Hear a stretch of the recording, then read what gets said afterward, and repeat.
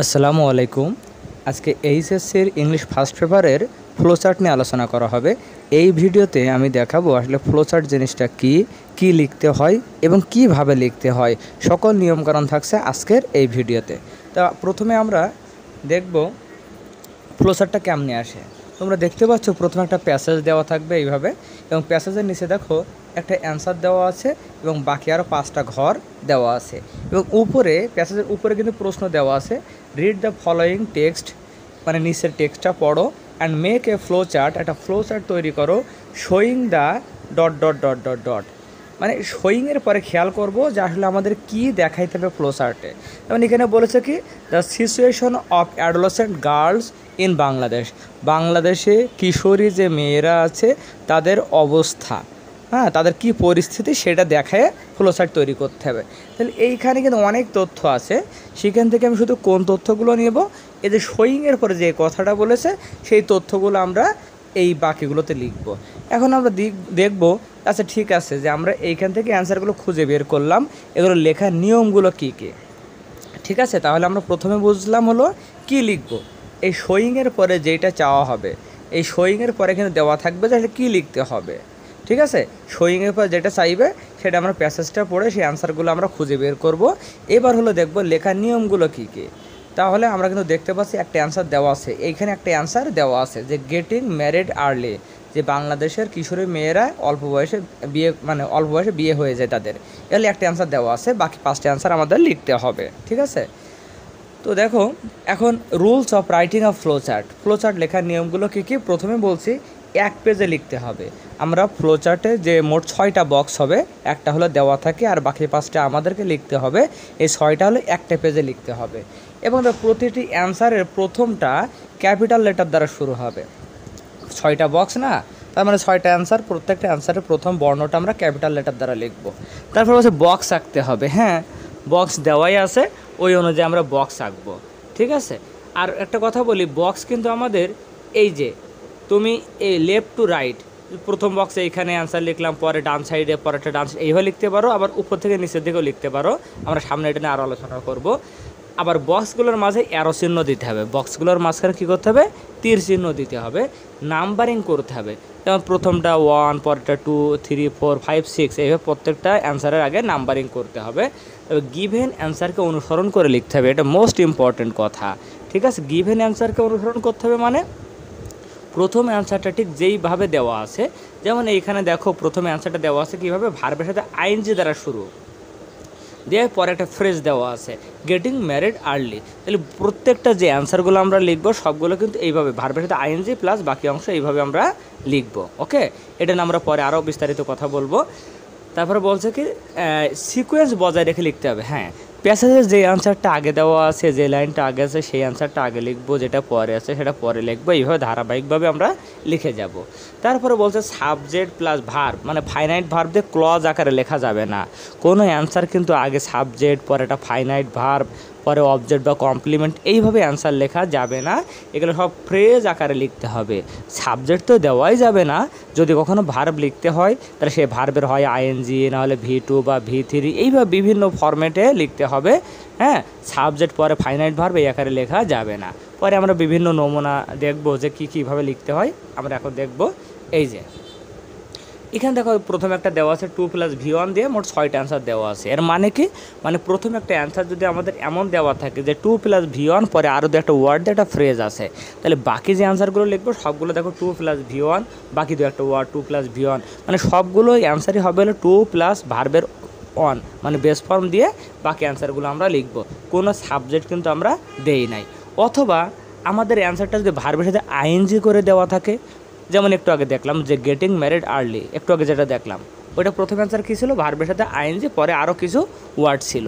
তাহলে বাকি অ্যান্সারগুলো দেখো 2, 3, 4, 5, 6 সবগুলো কিন্তু দেখো ভার্বের সাথে আইএনজি, মানে যে লাইন থেকে যে অ্যান্সারই লিখে না কেন সেই জায়গায় ভার্বের সাথে আইএনজি দেবো। আমি এখানে কিছু অ্যান্সার দিয়ে নমুনা অ্যান্সার দিয়েছি, একটু পরে আমরা দেখতে পাবো। আরও কীভাবে থাকতে পারে, এই যে ভার্বের 2 বা ভার্বের 3 দ্বারা শুরু হইতে পারে, বাক্যের প্রথমেই V2 বা V3 দ্বারা শুরু হইতে পারে, মানে ক্লজের শুরুতেই। হ্যাঁ, তাহলে সেইভাবে যেইভাবে যদি প্রথম অ্যান্সারে V2 বা V3 দ্বারা শুরু হয়, সবগুলো অ্যান্সার দেখো আমরা V2 বা V3 দ্বারা শুরু করে বাকি অ্যান্সারগুলো আমরা লিখব। অথবা ভার্বের সাথে এস বা এস দ্বারাও কিন্তু শুরু হইতে পারে, ভার্বের সাথে এস বা এস দ্বারা শুরু হইতে পারে। হ্যাঁ, যদি আমাদের প্রথম অ্যান্সারটা ভার্বের সাথে এস বা এস দ্বারা শুরু হয়, তাহলে বাকি প্রত্যেকটা অ্যান্সার আমরা ভার্বের সাথে এস বা এস দ্বারা শুরু করব। এই গেল ভার্বের ব্যবহারগুলো, যে 2 + V1, ভার্বের ING, V2, V3 বা ভার্বের সাথে এস বা এস, এইভাবে ভার্বগুলো দ্বারা অ্যান্সার শুরু হইতে পারে। আবার ভার্ব বাদেও কিন্তু এই যে এক বা একগুচ্ছ শব্দ, কখনো দেখবে শুধু একটা ওয়ার্ড দ্বারা অ্যান্সার দেওয়া আছে, সেটা নাউন হইতে পারে, অ্যাডজেক্টিভ হইতে পারে, অথবা একগুচ্ছ শব্দ যার ভিতরে কোনো ভার্ব নেই, একগুচ্ছ শব্দ মানে একটা ফ্রেজ এইভাবে থাকবে।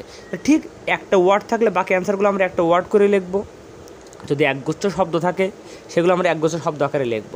এই যে আমি এখানে দেখাচ্ছি, যেমন দেখো এখানে একটা প্যাসেজ দেওয়া আছে, নেলসন ম্যান্ডেলা সম্পর্কে একটা প্যাসেজ দেওয়া আছে। এখানে আমাদের যেটা দেওয়া আছে, এটা কি দেওয়া আছে, an advocate of human dignity. এটা কিন্তু কোনো ভার্ব দ্বারা শুরু হয় নাই, 2 + V1, ভার্বের ING, V2, V3, ভার্বের সাথে এস বা এস, কোনো কিছু দ্বারা শুরু হয় নাই। এখানে একগুচ্ছ শব্দ আছে, হ্যাঁ, যে an advocate of human dignity. তাহলে আমরা বাকি যে 2, 3, 4, 5, 6 অ্যান্সারগুলো লিখবো, ওইগুলো কোনো ভার্বের ব্যবহার করব না, এরকম একটা নাউন ফ্রেজ আমরা গঠন করব, যেটা দ্বারা একটা অ্যান্সার বোঝাবে। তারপরে আমরা আরেকটা দেখতে পাচ্ছি যে এখানে কী আছে, একটা অ্যাডোলেসেন্স নিয়ে একটা প্যাসেজ আছে, যেখানে প্রশ্ন কী বলছে দেখো, শোয়িং দ্য কি ডেভেলপমেন্টস, মানে কী কী মৌলিক পরিবর্তন হয় আমাদের এই বয়সন্ধিকালে, সেটা নিয়ে। তো অ্যান্সারটা দেওয়া আছে কি ফিজিক্যাল ম্যাচুরেশন। ওকে, তো এখানে দেখো দুইটা ওয়ার্ড দেওয়া আছে, প্রথমটা হলো অ্যাডজেক্টিভ, পরেরটা নাউন। এই যে নিচে লেখা আছে অ্যাডজেক্টিভ প্লাস নাউন, এই ফরম্যাটে আছে। তাহলে বাকি 5টা অ্যান্সারটা কিন্তু আমরা অ্যাডজেক্টিভ প্লাস নাউন এইভাবে অ্যান্সার লিখবো। যেমন দ্বিতীয় একটা অ্যান্সার হইতে পারে কীরকম, যে সেক্সুয়াল ম্যাচুরেশন হইতে পারে। যেমন দেখো এই যে অ্যান্সারটা এখানে কিন্তু ছিল, এই যে ফিজিক্যাল অ্যান্ড সেক্সুয়াল ম্যাচুরেশন, এখান থেকে একটা অ্যান্সার দিয়েছে কি ফিজিক্যাল ম্যাচুরেশন। তাহলে আমি বাকি যে অ্যান্সারটা লিখবো সেটা এই প্রথমে অ্যাডজেক্টিভ পরে নাউন এইভাবে লিখবো। এখানে কিন্তু কোনো ভার্ব নাই, এই জন্য আমরা কিন্তু 2 + V1 ভার্বের ING দিচ্ছি না। তাহলে পরের অ্যান্সারটা কী হবে, সেক্সুয়াল ম্যাচুরেশন। পরে আরও এই যে আরও অ্যান্সার এখানে আছে যে ইকোনমিক ইন্ডিপেন্ডেন্স। হ্যাঁ, এইভাবে আমরা বাকি অ্যান্সারগুলো লিখে ফেলবো। ঠিক আছে, আমরা আরও কিছু দেখি। এই যে এইখানে একটা প্যাসেজ দেওয়া আছে আমেরিকা সম্পর্কে একটা প্যাসেজ, সেখানে দেখো অ্যান্সারটা শুরু হয়েছে কীভাবে, লিভিং অন স্ট্রিট অ্যালোন। অ্যান্সারটা শুরু হয়েছে কীভাবে, ভার্বের সাথে ING দিয়ে। তাহলে বাকি যে অ্যান্সারগুলো আছে হবে, সবগুলো কিন্তু ভার্বের সাথে ING দ্বারা শুরু হবে। ঠিক আছে, যেমন লিভিং অন স্ট্রিট অ্যালোন, রাস্তায় একা একা বাস করে। তারপরে আমরা এখানে আরও আছে যে সে হলো এই যে কালেক্ট ট্রাশ, এখানে কিন্তু দেওয়া আছে টু কালেক্ট ট্রাশ, এটা একটা অ্যান্সার, কিন্তু আমরা এটা লিখবো কীভাবে, কালেক্টিং ট্রাশ। ঠিক আছে, আচ্ছা মনে করো sell it to a vendor, কিন্তু আমরা অ্যান্সারটা লিখবো কীভাবে, selling it to a vendor. যেহেতু গিভেন অ্যান্সারটা ING দ্বারা শুরু ছিল, তাহলে প্রত্যেকটা অ্যান্সার যখন আমি লিখবো ভার্বের সাথে ING দ্বারাই লিখবো। এইভাবে দেখো আরও কীভাবে হইতে পারে, যে একগুচ্ছ শব্দ আছে, হ্যাঁ একগুচ্ছ মানে দুইটা শব্দ আছে, এইভাবে আমাদের আসতে পারে। আমরা আরেকটু দেখি, যে আমরা একদম শেষের দিকে চলে আসছি। এখানে আমি 4টে নমুনা অ্যান্সার নিয়ে তোমাদের আলোচনা করছি। তাহলে আমরা প্রথম থেকে যেটাই বলতে চাচ্ছি সেটা হলো, ফ্লোচার্টে প্রথম যে অ্যান্সারটা দেওয়া থাকবে সেটাকে অনুসরণ করে বাকি অ্যান্সারগুলো লিখব। আর কী লিখব তার জন্য ওই যে প্রশ্নের উপরে দেওয়া থাকে না, শোয়িং ... মানে এই জিনিসটা দেখিয়ে ফ্লোচার্ট করো। তো ওইটা অনুসারে প্যাসেজ থেকে আমরা অ্যান্সার বের করব, পরে গিভেন অ্যান্সারের অনুযায়ী লিখব। যেমন এখানে প্রথমে দেখো একটা অ্যান্সার দেওয়া ছিল এ বয় অফ ইন্টিগ্রিটি, এটা কিন্তু একটা নাউন ফ্রেজ, এখানে কোনো ভার্ব নেই, কিছু নাই, একগুচ্ছ শব্দ দেওয়া আছে। তো সবগুলো তোকে এইভাবে লিখেছি, a boy of more than bravery, a boy of more than honesty, a figure of liability, an agent of free will, a person. তবে সবগুলো আমরা এই একই ফরম্যাটে লিখছি, এখানে কিন্তু কোনো ভার্ব আমরা ইউজ করি নাই। এরপরে দেখো 2 নম্বর অ্যান্সারটা, এটা হলো আমাদের গিভেন অ্যান্সার, যে বিং ফ্রিডম লাভিং। ওকে, অ্যান্সারটা কেমন ছিল, ভার্বের সাথে ING দিয়ে। দেখো সবগুলো ING, thinking himself, willing to pay, taking responsibility, taking money. ঠিক আছে, এই যে সবগুলো ভার্বের সাথে ING দ্বারা শুরু হয়েছে। আর ওই যে প্রথমে বলছিলাম না, যে বক্স রাখতে হবে, নাম্বারিং করতে হবে, মাঝখানে অ্যারো চিহ্ন দিতে হবে, প্রথমগুলো ক্যাপিটাল লেটার, সবগুলো কিন্তু দেওয়া আছে, আশা করি তোমরা বুঝতে পারছো। পরেটাও দেখো ভার্বের সাথে ING দ্বারা, সবগুলো দেখো ING দ্বারা অ্যান্সার আমরা লিখেছি। এবং লাস্টে একটা ছিল 2 + V1, দেখো to put kindling and medium wood for wet weather. অ্যান্সারগুলো কিন্তু আমরা প্যাসেজ থেকে খুঁজে বের করবো, এটা সহজ। এটা আমরা পাবো খুঁজে। ওই যে প্যাসেজের উপরে বলা থাকবে না শোয়িং ডট ডট ডট, ওইটা দেখে আমরা বুঝবো যে প্যাসেজ থেকে কী লিখবো। অ্যান্সার আমরা সহজে লাইনগুলো আমরা খুঁজে পাবো, বাট সমস্যা লিখবো কীভাবে। এই যে দেখো এইখানে অ্যান্সারটা দেওয়া ছিল 2+v1 আকারে। দেখো প্রত্যেকটা 2+v1 2+v1 2+v1 2+v1 2+v1 এভাবে আমরা লিখছি। ঠিক আছে, তাহলে গিভেন অ্যান্সার মানে যে অ্যান্সারটা একটা দেওয়া থাকবে আমাদের সেটার অনুসরণ করে বাকি সবগুলোই আমরা লিখব। তবে হ্যাঁ, যদি কখনো এমন মনে হয় যে আমি সবগুলো একই ফর্মেটে লিখতে পারছি না, কিছু একটা উত্তর আমি পেয়েছি যেটা আমি 2+v1 বা আইএনজি বা নাউন ফ্রেজ বানাতে পারছি না, যদি এমন হয় তাহলে লাস্টের 2-1টা অ্যান্সার তুমি অন্য ফরম্যাটে লিখলেও তুমি নাম্বার পাবে। তো এই ছিল আমাদের ফ্লোচার্ট সম্পর্কে আলোচনা। আশা করি ভিডিওটা ভালোভাবে দেখলে কোনো সমস্যা থাকার কথা না। এরপরে সমস্যা থাকলে আমাকে কমেন্ট করলে ইনশাল্লাহ আমি তোমাদেরকে রিপ্লাই দিয়ে সাহায্য করব।